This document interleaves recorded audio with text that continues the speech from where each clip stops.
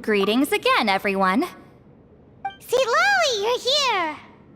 I got the ceremonial sword from the chief. It has a certain power that's needed in situations like this. You haven't forgotten what we're doing today, right? Of course not! We're gonna wake Leela up, and then ask him just what the heck he was playing at. And I've prepared the rest of the tools for the ceremony per Granny's instructions. We've dotted all our I's and crossed all our T's, so today should go off without a hitch. Good work, kiddo. Then without further ado, let's get started.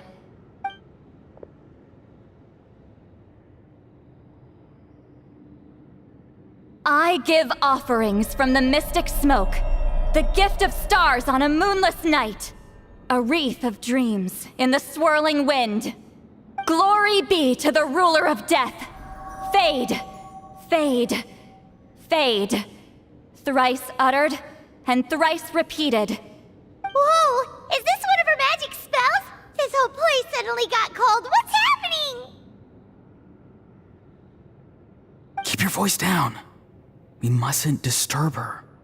We, the children of the Priest King, swear to abide by the ancient pact and tear through the veil of the Night Realm.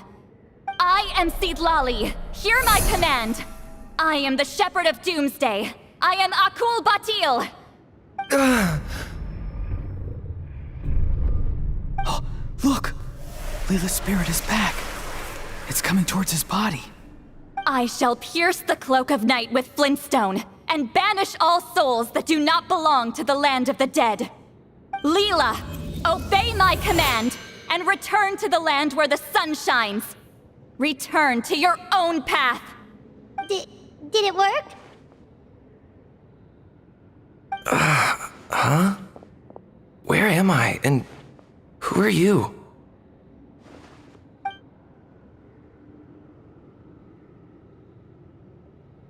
Whoa!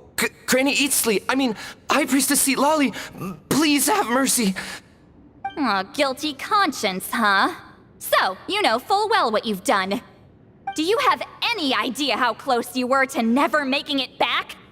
Or maybe you thought life would be more fun as an inanimate object.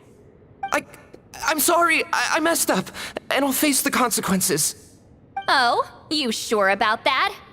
Then say goodbye to your parents. Tell them this. Goodbye, Mom and Dad. I've realized I enjoy life as an empty shell so much that I've decided to get Granny Eatsley to turn me into a stone statue, so I can stand guard over her house for the next 100 years. No, please. Please don't. I'm begging you. I'll never do this again, I promise. Thank you, High Priestess Citlali. Thank you for rescuing me.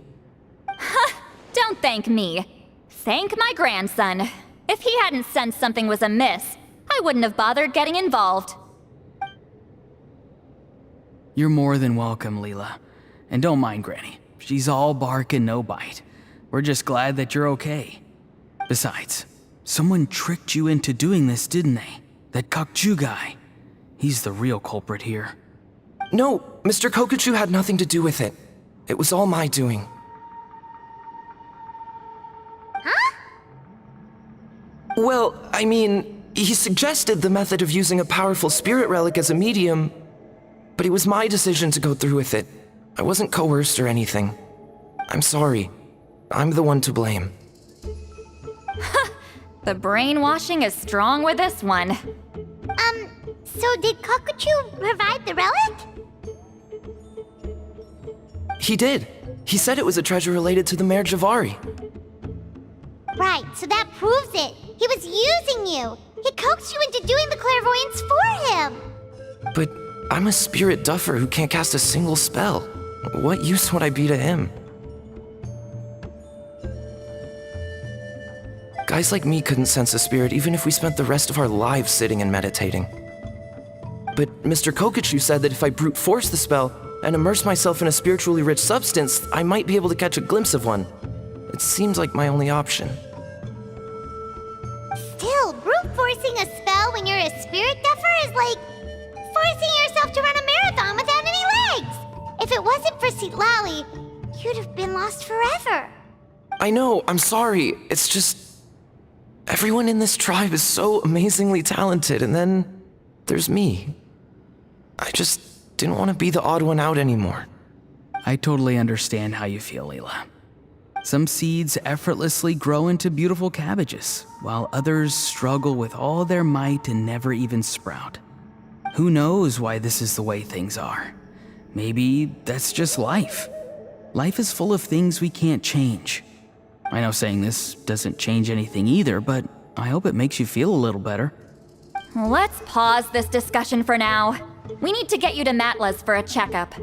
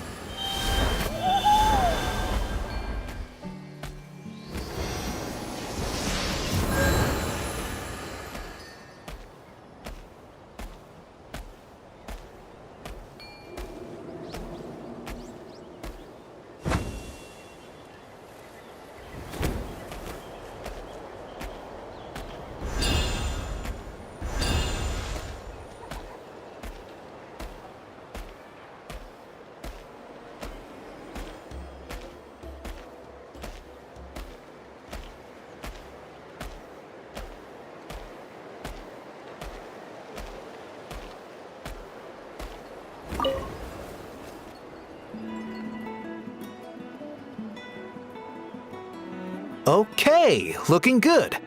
Seems like this guy got off lightly. Just make sure he eats when you get back. He must be starving. That's a relief.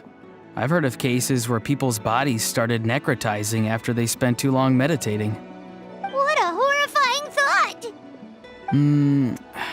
Anyway, Leela, even though we didn't know each other before all this, I'm still really glad that you're okay now. Well, maybe you don't know me, but I've heard all about you. The same goes for High Priestess Citlali, the Traveler, and Paimon. I've heard all the stories. Even us?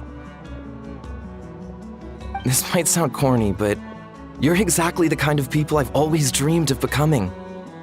But it's clear to me now. That was just wishful thinking. Honestly, why'd I have to be born a spirit duffer? Nah, it's alright, really. I'm used to being useless by now. Thank you all for saving me. Auroron, I think you're right. It's just a fact of life. I promise I won't take another risk like this in the future. I've brought you more than enough trouble already. Aw, Leela. It's okay. There's no need to comfort me. Hey, you little rascal. What are you talking about? Look at me. Huh? What's wrong, High Priestess Citlali? I said, look at me. Take a good hard look. Sense anything strange? Granny, what are you talking about? What do you think, Traveler? Another case of happy to help written on someone's face?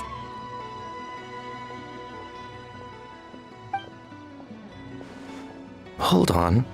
I think... either my mind's playing tricks on me, or her entire body is an illusion. No, it must just be my imagination. I wouldn't be able to see through something like that.